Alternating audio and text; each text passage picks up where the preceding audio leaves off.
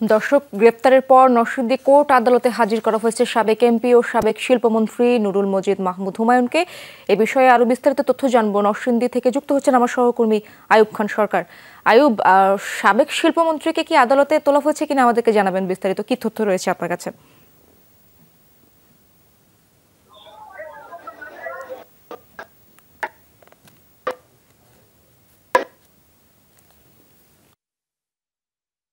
মজিদ মাহমুদ হুমায়ুনকে গ্রেফতার করেছে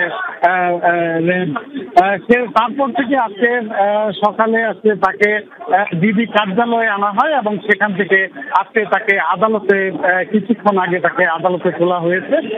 শ্রীলঙ্কা আবারও রপ্তানিতে শীর্ষে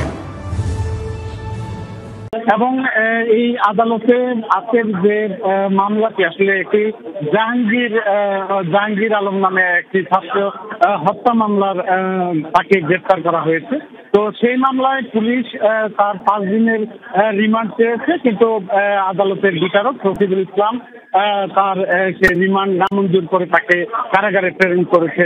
আর আপনাকে জানিয়ে রাখি ইস্তাদ যে এখানে আসলে এই যখন এই নরসিংদী মনোহরদী তার আসনের এই এমপি এবং সাবেক শিল্পমন্ত্রীকে আদালতের প্রাঙ্গণে নিয়ে আসা হয়, এখানে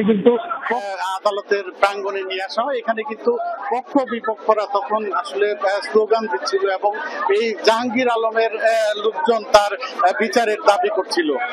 এবং আজকে এখন আসলে পরবর্তীতে তার এই বিচারিকের আদালতের বিচারক আরো আসলে পরবর্তীতে দিন তারিখ ঠিক করে তাকে হয়তো আদালতে উঠাবেন। আয়ুব, ধন্যবাদ আপনাকে।